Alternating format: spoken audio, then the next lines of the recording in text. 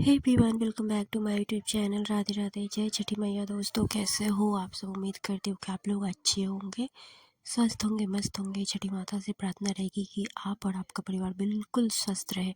सो मैं थोड़ा ये लेट अपडेट कर रही हूँ क्योंकि अभी फ़िलहाल मैं गाँव में ही हूँ। तो यहाँ थोड़ी दिक्कत होती है कि फैमिलीज़ हम सब एकजुट होते हैं ना, तो थोड़ी बड़ी फैमिली है तो थोड़ा टाइम लग जो मैनेजमेंट की कमी हो जाती है और वॉइस भी क्लियर नहीं आया, तो उसके लिए सॉरी। एंड आप सब अपना प्यार सपोर्ट बनाए रखें। तो ये ब्लॉग है सुबह यानी कि डे 4 का, उस अर्घ जिसे कहते हैं मॉर्निंग का अर्घ, या फिर जिसे पारण का डे कहा जाता है। तो ये है जो इवनिंग अर्घ है, उसके बाद की हमारी मस्ती। एक तरफ आंगन में डाला जगते रहता है यानी कि छठी माता का गाना वगैरह होते रहता है, दूसरी तरफ हम बिल्कुल दिवाली जैसा माहौल होता है। बिहार की ये जो है वो खूबी है कि हम दिवाली से लेकर छठ तक दिवाली को मनाते ही रहते हैं। तो यहाँ मैं और मेरी जेठानी, हम दोनों बिल्कुल बच्चे बन गए हैं। साथ में मेरी जेठानी की बच्ची भी, हम सब मिलके पटाखे जला रहे हैं, मस्ती कर रहे हैं। सो ये अर्घ का वक्त है, सुबह का, मॉर्निंग का, जिसके लिए हम अर्ली मॉर्निंग हमें उठना पड़ता है। क्योंकि कहते हैं ना कि बेटी जब विदा हो जाती है तो उसके बाद हम नहा धो नहीं सकते, झाड़ू पोछा नहीं कर सकते। तो हम अर्ली मॉर्निंग यानी 3 साढ़े 3 बजे ही उठते हैं, ताकि हम अच्छे से झाड़ू वगैरह पोछा वगैरह करके नहा धो के फ्रेश होके घाट पे जाए। और फिर आने के बाद या फिर क्योंकि हमारा तो दूल्हे पे ही होता है, हमें दूर जाने की ज़रूरत नहीं पड़ती, यानी कि दूर हमारा नहीं होता है, बाहर ही होता है छठ। तो हम आके घाट पर से खाना बनाते रहते हैं, या फिर खाना भी बनते रहता है और पूजा भी चलते रहता है, दोनों में ही इंजॉय हो जाता है। तो ये सुबह का जो है वो कब निकल जाता है वक्त पता ही नहीं चलता है। सो यहाँ बर्तन को अर्घ दिया जा रहा है, सुबह वाला अर्घ, और साथ में सब लोग अर्घ दिलवा रहे हैं। इसी तरह से हमारा पूजा, हमारा फेस्टिवल होता है, जिसमें हम सब परिवार जुटते हैं, एकता के साथ, अखंडता के साथ हम ये पूजा करते हैं। साथ में मस्ती मजाक का माहौल रहता है, पूरा घर भरा रहता है। क्योंकि 1 साल के बाद हम आते हैं घर बीच में, तो उतना जल्दी आना हो नहीं पाता है। तो सब हमारी ननदें जो है हम सब से मिलने आती है, तो पूरा घर ही भरा रहता है। हमारे पास वक्त, मेरे पास इतना हो नहीं पा रहा है कि आप सबको टाइमली जो है वो ब्लॉग अपडेट कर सकूँ। तो मैं लेट चल रही हूँ, तो आप सब मैनेज कर लेना थोड़ा सा। सो ये मेरी सासू माँ है, छोटी सासू माँ। मेरी जो अपनी सासू है वो इस दुनिया में नहीं है, और ना ही बड़ी सासू माँ, जो 3 हैं। टोटल मिला के 3 भाई हुए मेरे ससुर जी। तो ये मेरी बीच वाली सासू माँ है, और यहाँ मैं हैं, सब मिल के एक एक करके अलग दिलाते हैं, सभी अपना सहयोग देते हैं, नहा धो के फ्रेश होके। और सूर्य नारायण सब पे कृपा बनाई रहे, यही प्रार्थना करते हैं। सो बहुत ही इस बार की छठ ऐसा गया कि बिल्कुल ठंड थोड़ी भी नहीं बिल्कुल लगी। इनफैक्ट इतनी गर्मी हो रही थी। हालांकि अभी कल परसों से इतनी तेज़ बारिश यहाँ हो रही है, कंटिन्यूसली बारिश हो रही है, बिल्कुल भी नॉन स्टॉप हो रही है बारिश। सो बारिश की वजह से काफ़ी दिक्कत है। लेकिन जो छठ पूजा बीता, वो ऐसा छठ पूजा तो अभी तक नहीं बीता होगा जिसमें बिल्कुल भी ठंडी नहीं रही हो। वरना सुबह नहाने धोने में हमें बड़ी ही दिक्कत होती है, ठंडी महसूस होती है। लेकिन इस बार तो काफ़ी गर्मी का माहौल था, तो यहाँ सब एक एक करके पूजा पाठ कर अर्घ दिला रहे हैं।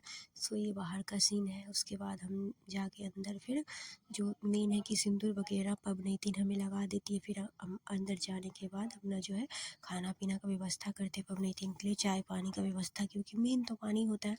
जब पानी पबनैतिन पी लेती हैं तो उसके बाद जो है वो थोड़ा रिलैक्स हो जाती है।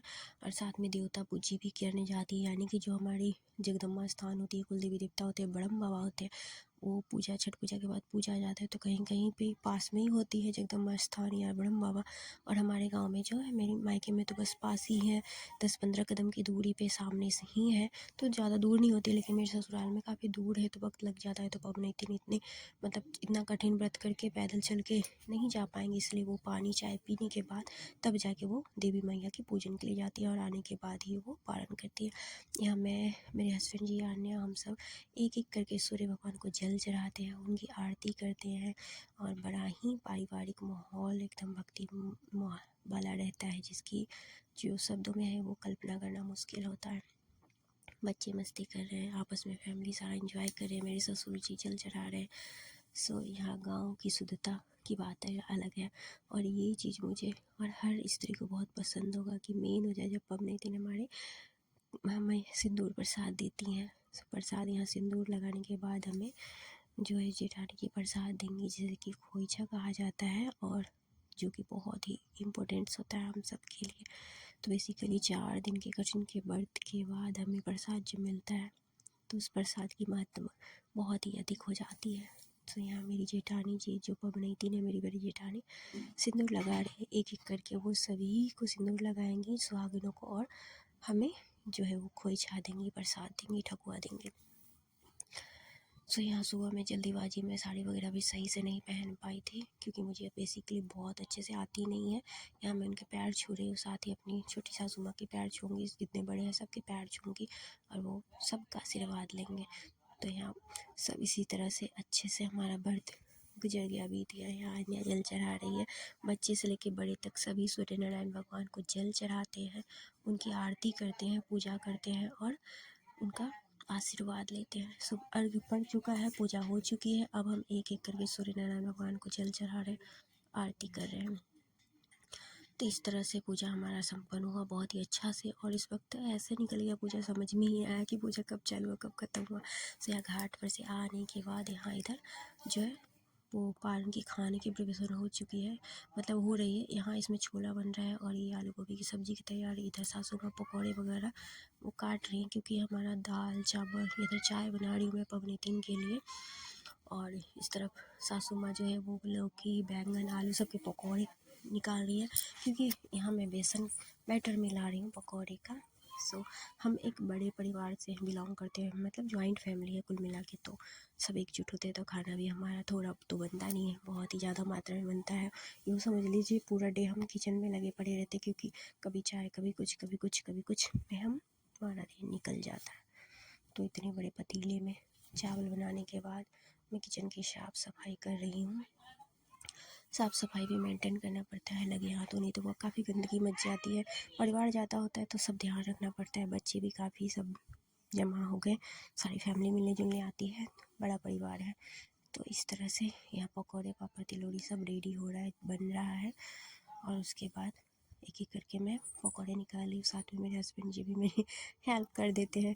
हमारे घर की जो जेंट्स है, चाहे वो मेरे जेठ हो चाहे मेरे हस्बैंड जी, सभी हेल्पफुल है, तो वो सब मिल के हेल्प कर ही देते हैं। पिछले दफ़ा तो उन्होंने सारा खाना बना दिया था मेरे हस्बैंड जी ने, और इस बार भी जेठ जी ने काफ़ी हद तक हेल्प करके छोला उन्होंने बनाया। बाकी हम लोगों ने इधर मिल बाँट के सब कर लिए काम। तो पवनीतिन को आने में वक्त लग गया क्योंकि हमारा देवता जो है यानी कि जगदम्बा स्थान बड़म्बा बाबा दूर है। वो पानी वगैरह पीने के बाद पवनीतिन चली गई थी पूजा करने। तो उसके बाद सब वेट कर रहे थे क्योंकि जब तक पवनीतिन खाना को जूठा नहीं करती है, खाती नहीं है, तब तक कोई और खाता नहीं है। तो हम सब यहाँ पकौड़े वगैरह निकालने के बाद उनका इंतज़ार कर रहे थे कि कब वो आए पवनीतिन, और उसके बाद खाना वो जूठा करे तब जाके सब लोग खाना को खाए। तो यहाँ वो आ चुकी थी, पकौड़े निकाल रहे थे। आप देख रहे हो कितने बड़े, ये तो छोटा है जो ऊपर आप चावल देख रहे हो, इसके नीचे वाले डेगची में चावल भरा हुआ है पूरी। और यहाँ ये छोला है, देख रहे हो आप लोग किसका कितना है। छोला पहले बना था इसलिए थोड़ी ठंडी हो गई थी। ये बड़े से टोकने में आलू और गोभी की सब्ज़ी बनी थी। सो इस तरह से खाना प्रॉपर बन गया। पवनीतिन आ गई, फिर से उन्होंने वहाँ से आने के बाद हमें सिंदूर लगाया। जगदम्बा स्थान बड़म बाबा का मैया पूजने के बाद एक एक करके सिंदूर लगाया हमने हमारी जेठानियों को। और उसके बाद हमें खोइछा दिया, प्रसाद दिया। खोइछा प्रसाद देने के बाद हम सब ने प्रणाम किया उन्हें, और उसके बाद उन्होंने भोजन जो है ग्रहण किया। 4 दिन का ये कठिन व्रत बहुत ही मुश्किल होता है, लेकिन छठी माँ की बहुत ही महत्व है, तो व्रत बहुत आसानी से निकल जाता है। कभी कभी थोड़ी दिक्कत हो जाती पवनीतिन को, लेकिन ये छठ अच्छे से निकल गया। यहाँ ये प्रॉपर खाना रेडी है जिसमें है दाल चावल, छोला, आलू गोभी की सब्ज़ी, दही, पापड़, तिलौरी और दाल दही, यही सब है, सलाद वगैरह। तो पवनीतिन बस खाना को थोड़ा सा जूठा कर लेती हैं, खा लेती हैं, उसके बाद हम सब खा लेते हैं। यहाँ आन्या उसी तालाब में यानी कि जो पोखर छठ के लिए बनाया गया था उसमें वो मस्ती कर रही है। उसे वैसे वो कीचड़ और पानी से बड़ी आनंद आता है, बड़ी खुशी महसूस होती है, तो बस उसमें वो मस्ती कर रही है। जब से आई है तब से उसकी सर्दी खांसी बुखार लगे ही हुए, लेकिन प्रॉपर वो मस्ती को छोड़ नहीं रही है। यहाँ ये घर है दूसरा, यानी कि मेरे बीच वाले जो जेठ है उनका दूसरा एक घर नया बना है जिसके गृह प्रवेश हुआ था। तो मैं नहीं आ पाई थी, मैं दिल्ली में ही थी। तो मैं सब लोग जा रहे थे घर घूमने, तो मैं सोची कि मैं भी घूम के आ जाऊँ, बस बगल में ही है। तो हमने रात को फ्री होने के बाद, ननद भी मेरी आई थी छोटी, उसके बाद हम चले आए यहाँ घूमने के लिए। तो अब देखो ये घर है, बाहर का ये सीन है, बहुत अच्छा सा न्यू हाउस है। अभी जो वो रहते नहीं है, वो रहते नेपाल में, तो घर बिल्कुल खाली है, ताला लगा रहता है। तो वही हम बोले कि चलिए घर घूम के आते हैं कि कैसा बना है, मतलब पेंट वेंट होने के बाद कैसा दिख रहा है। फिर आने के बाद यहाँ मस्ती कर रहे सारी ननंद नंदोई मिल के, सब एक दूसरे की टांग खिंचाई कर रहे हैं। और यहाँ मैं साइड में बैठ के खाना पीना बना रही हूँ। और ये मेरी ननद, उसके बाद ये आई एक रात रुकी, और उसके बाद ये अब निकल रही है मेरी छोटी ननद।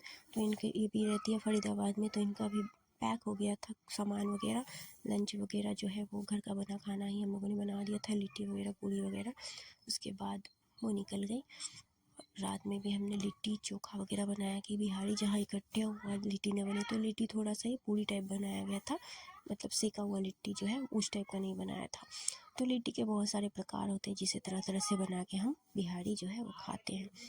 तो इस तरह से हमने इंजॉय किया, खाना पीना बनाया, खाना फुल पैकेज ऑफ मस्ती होता है छठ कुल मिला के।